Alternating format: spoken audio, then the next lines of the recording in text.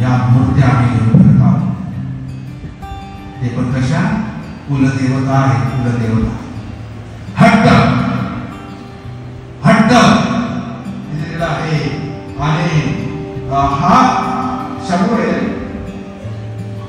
शौलाला सांगत आहे. शौल जो इस्रायलचा पहिला राजा, त्याला सांगितलं सर्वांना मार दे, कोणाची काही करू नको.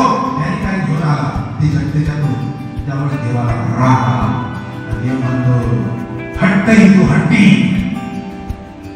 तुला सांगितलं होतं कुणाला काही वस्तू सोबत घेऊन येऊ नको, तू घेऊन आला, तू हट्टी आहेस. आणि म्हणतो की देवाचा शब्द पाळण्याने जसा त्याला संतोष होतो तसा होमाने यज्ञ होतो का? यज्ञापेक्षा आज्ञा पाळणे बरे, येडक्याच्या वफेपेक्षा वचन ऐकणे बरे. अवज्ञा आज्ञा न पाळणे हे जादूगिरीच्या पातका समान आहे आणि हट्ट हा मूर्तिपूजे समान आहे. असं शौले सांगतो. आणि आजपासून तुला देवाने तुझ्या राजधानीवर सुधारून दिले. हट्टी स्वभाव, आज्ञा न पाळण्याचा स्वभाव आमच्यामध्ये आहे. देव त्याची दखल इतकी गांभीर्याने घेतो, तुला आजपासून सुधारून दिलेला आहे.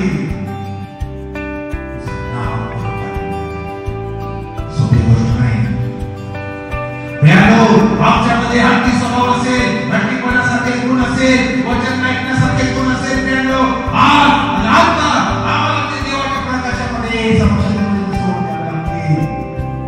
यासाठी तो न्याय येऊ नये.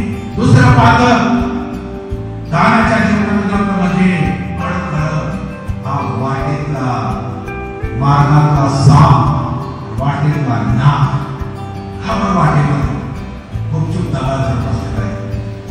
घोड्याच्या टाचांना हा दंश करतो. घोडा मरावा म्हणून नाही करत, त्याच्यावर जो बसलेला आहे तो उलटा पडावा म्हणून. दंश इथे करतो, पडतो दुसरा तिसरा. किती बुद्धी बघा, बुद्धी बघा दानाची. अशा रीतीने पाडायचं की पाडणाऱ्याला समजणार नाही की कसा पडला.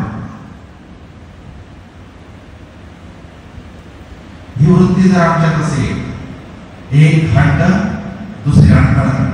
दुसऱ्यांसाठी मी अडखळ जर होतो, देवाला त्या गोष्टीचा भयानक राग. एखादा व्यक्ती माझ्यामुळे जर पडतो, देवाला त्या गोष्टीचा भयानक राग आहे. एखादा पडावा म्हणून मी कुठेतरी वाईट पेरतो, म्हणजे विष पेरतो. जसा साप त्या नाग जसा घोड्यांच्या टाचाला दंश करतो,